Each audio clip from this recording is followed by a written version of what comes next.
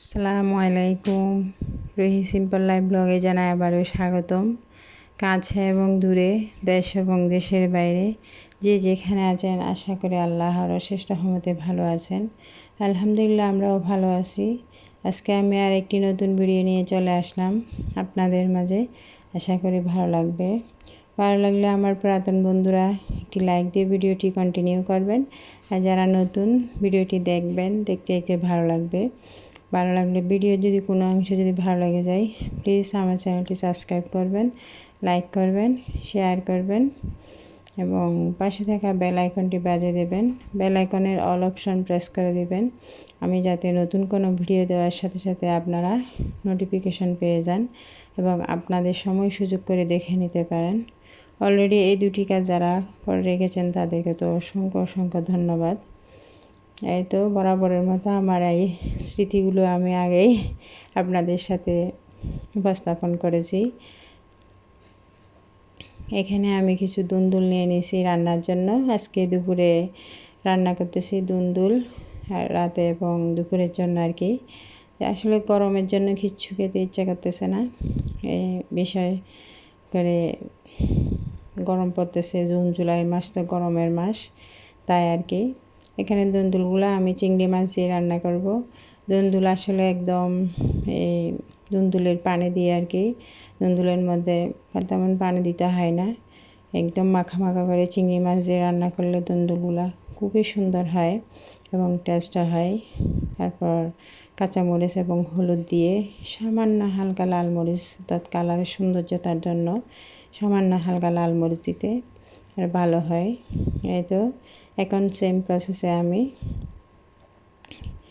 এই রান্না করে নিচ্ছি দুন্দুলগুলা। এই তো মরিচগুলো খসিয়ে তারপর এই আমি চিংড়ি মাছ দিয়ে দেবো। চিংড়ি মাছ আসলে এখানে চিংড়ি মাছগুলো বেশি দিতে পারে না, বেশি দিলে এই তরকারিগুলো মিষ্টি লাগে আমার কাছে। এরকম চিংড়ি মাছগুলো, এই চিংড়ি মাছ আমাদের বাংলাদেশিগুলো তো যত বেশি করে দিই তত স্বাদ হয়, কিন্তু একটা মিষ্টি ভাবটা লাগে না। এখানে চিংড়ি মাছগুলো মিষ্টি, আমি মুঠো খেতে পারি না। আমি একটু চিংড়ি মাছ যদি রান্না করি এমনি একটু লেবু দিয়ে রান্না করি, কারণ আমার কাছে মিষ্টি লাগে। এখানকার চিংড়ি মাছগুলো আর কি আমি খেতে পারি না, সবার কাছে পছন্দ লাগে, ভালো লাগে, কিন্তু আমার ভালো লাগে না, আমার খেতে কষ্ট হয়। সবার পছন্দ তো আর এক না, এই আর কি। এই তো এখন দুন্দুলগুলো আমি দিয়ে দিছি রান্নার জন্য এক এক করে। এখানে আমি একটু পানি দিব না, এই ঢাকনা রেখে দিয়ে মিডিয়াম আছে, তারপর আমি দুন্দুলগুলো রান্না করে নেব। এই তো আসলে ভিডিও দিতে একদম মন চাচ্ছে না, দেশের এমন পরিস্থিতি।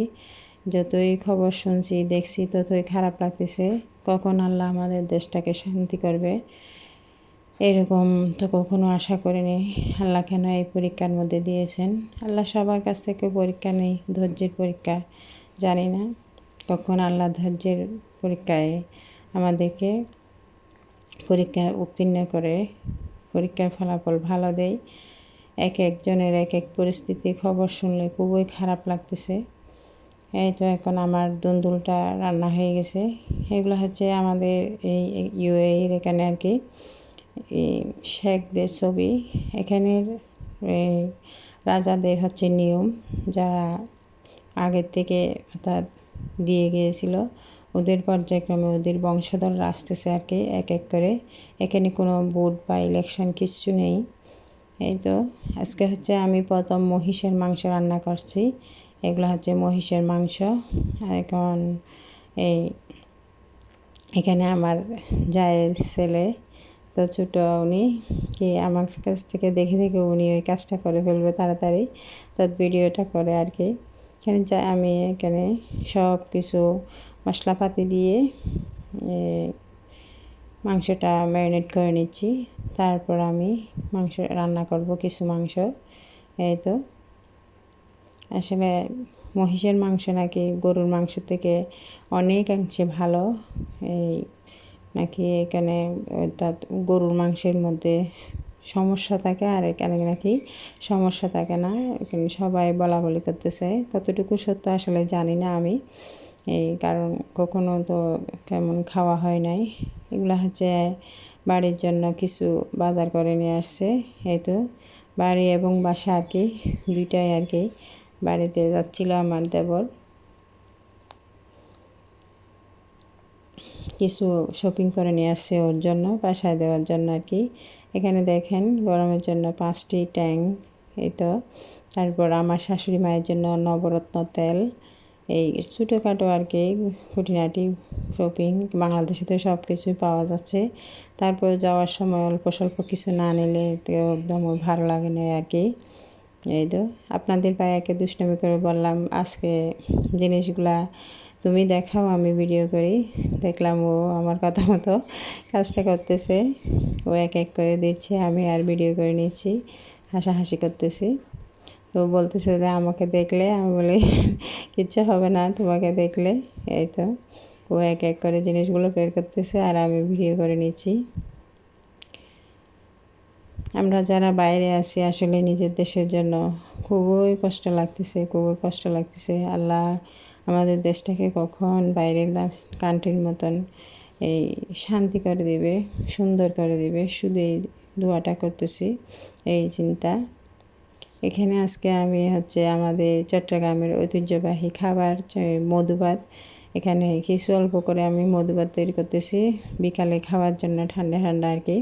গরমে আসলে বিকেলবেলা ঠান্ডা খাবার খেলে আমার খুবই ভালো লাগে, কার কেমন লাগে আমি জানি না। এগুলো আমি একদম ভর্তা করে নিয়েছি ভাতগুলা।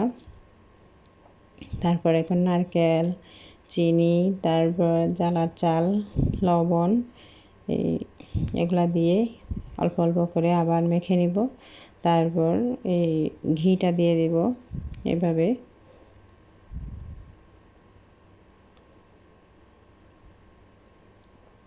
এক এক করে আসলে যে যাই খাবার পছন্দ করে আর কি। দেখেন এখন আমার মধুভাত রেডি। এখন খাবার জন্য আমি নিয়ে নিছি, সবাইকে দিয়ে দিছি, আমিও নিয়ে নিচ্ছি একটু করে খাবার জন্য। এই তো আসলে এই বছর 2বার তৈরি করা হয়েছে। খাবারগুলো তৈরি করতে কিন্তু একটু ঝামেলা হয়, তারপরেও তো যার যার পছন্দের খাবার, যার যার অঞ্চলের খাবার তৈরি করতে তো হয়, এই আর কি। এখানে আমি খাবার জন্য কিছু নিয়ে নিচ্ছি, খেয়ে তারপর আমি অন্য কাজে চলে যাব। এই তো আসলে যারা খান আর কি তাদের কাছে ভালো লাগবে, আর যারা খান না তাদের কাছে তো ভালো লাগবে না।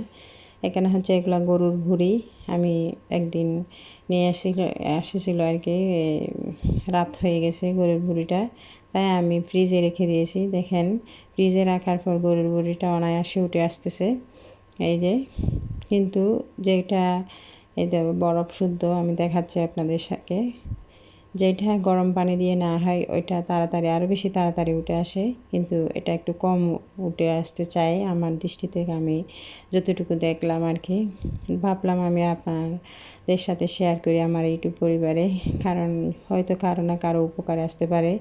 এই যে দেখেন আমি এখন পরিষ্কার করে নিচ্ছি, কোনো গরম পানিতে দেই নাই, জাস্ট ঠান্ডা পানিতে দিয়ে তারপর এই বরফ ছুটিয়ে তারই আমি পরিষ্কার করে নিচ্ছি।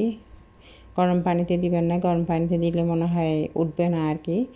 এটা এই ঠান্ডায় অর্থাৎ ময়লাটা উঠে যাচ্ছে মনে হয়, আমার আইডিয়া আর কি। আমি প্রথম এটা ধারণা করলাম, প্রথম ট্রাই করলাম, আলহামদুলিল্লাহ প্রথম ট্রাইতে কাজ হয়েছে, কিন্তু গরম পানিটা বেশি তাড়াতাড়ি উঠে যায়। এখানে হচ্ছে আমার ছেলের ফ্রেন্ডের বার্থডে হচ্ছে, সবাই আনন্দ করতেছে। এখানে তো বাইরের দেশে বার্থডেতে তেমন কোনো আয়োজন করা হয় না, তার বাচ্চাদের জাস্ট ফ্রেন্ডদেরকে নিয়ে একটা কেক কাটা হয় বা সামান্য এই খাবারের আয়োজন করা হয়, এতটুকু। এখানে হচ্ছে স্কুলের ফ্রেন্ডদের একজন ছেলেকে আর কি, মেয়েকে অর্থাৎ অবহেলা করে তারপর অন্যজন এসে ওকে করে, অর্থাৎ আবার ফ্রেন্ড করে তাদেরকে সবাই একসাথে আবার কি মিলিত হয়, একে ইনসার্ট করতেছে একজন, সবাই মিলে একজনকে ইনসার্ট করতেছে। এই অভিনয়টা দেখেন তাদের খুবই সুন্দর হয়েছে, আমার তো ভালো লেগেছে, তাই আপনাদের সাথে শেয়ার করলাম। এই যে সবাই মিলে একজনকে ইনসার্ট করতেছে, আবার কিছু মেয়ে এসে দুইজন, তারপর ওকে আবার আদর করে দেখেন, তারপর বুঝিয়ে সুজিয়ে আবার করতেছে, তারপর আবার সবাই এক হবে। এটা একটা ওদের অনুষ্ঠান বলতে ইন্টারভিউ আর কি তাদেরকে। এটা আসলে এখন বিভিন্ন ধরনের তো নিয়ম রুলস শেখানো হচ্ছে বাচ্চাদেরকে, আমার কাছে ভালো লেগেছে, তাই আপনাদের সাথে শেয়ার করলাম।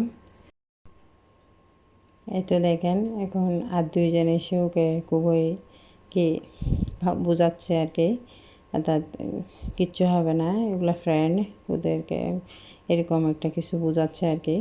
তারপর সাউন্ডটা ছিল, আমি কেটে দিয়েছি সাউন্ডটা, কারণ এই যদিও স্কুলের কোনো বা সঙ্গীত থাকে তাহলে আমার চলে আসবে, কপিরাইট চলে আসবে, তাই আর কি স্কুলের এখানে জাতীয় সঙ্গীত অর্থাৎ আরবি জাতীয় সঙ্গীতটা পাঠ করা হয়, তাই আমি করে দিছি, সাউন্ডটা ডিলিট করে দিছি আর কি।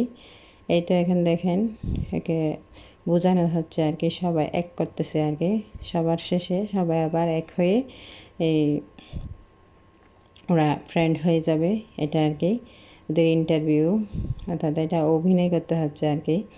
এটার জন্য পুরস্কারও দিয়েছে এই স্কুল থেকে আর কি, কে কে করতে পারবে অভিনয়টা। এই তো